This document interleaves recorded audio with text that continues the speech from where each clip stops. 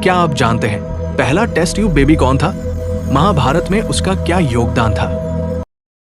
महाभारत के विशाल इतिहास में एक ऐसा गुरु हुआ जिसकी विद्या अद्वितीय थी, लेकिन जिसका जीवन अपमान, प्रतिशोध और धर्म संकट के बीच उलझा रहा।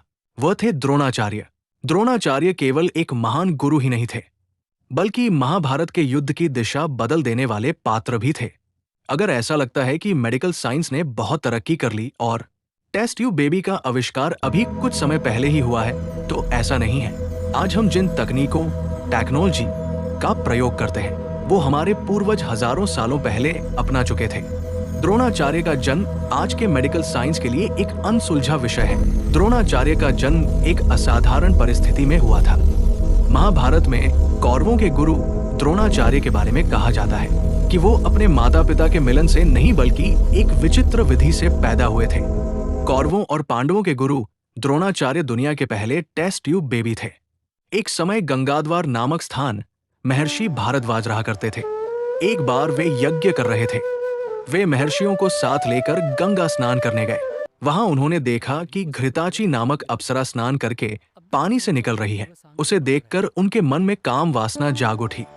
उन्हें अपने खुले नेत्रों से उस अप्सरा के साथ काम क्रियाएं करने की कल्पना करनी शुरू कर दी। इसके कुछ समय बाद उनका वीर्य स्खलित होने लगा। तब उन्होंने उस वीर्य को द्रोण नामक यज्ञ पात्र में रख दिया, जिससे एक पुत्र जन्मा दोने से उत्पन्न होने का कारण उनका नाम द्रोण पड़ा। अपने पिता से उन्होंने चारों वेदों और अस्त्र शस्त्रों की शिक्षा ली।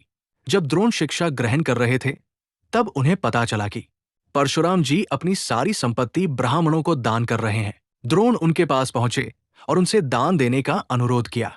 इस पर परशुराम बोले, तुम देर से आए हो। मैंने तो अपना सब कुछ पहले से ही ब्राह्मणों को दान में दे दिया है। अब मेरे पास अस्त्र शस्त्र ही बचे हैं। तुम चाहो तो उन्हें दान में ले सकते हो। द्रोण का जीवन बहुत अभाव में गुजर रहा था। वे चाहते तो धन थे। फिर भी उन्होंने कहा, हे गुरुदेव, आपके अस्त्र शस्त्र प्राप्त करके मुझे अति प्रसन्नता होगी और इनका विधि विधान भी बताना होगा। परशुराम के शिष्य बनकर द्रोण अस्त्र शस्त्र की विद्या प्राप्त की।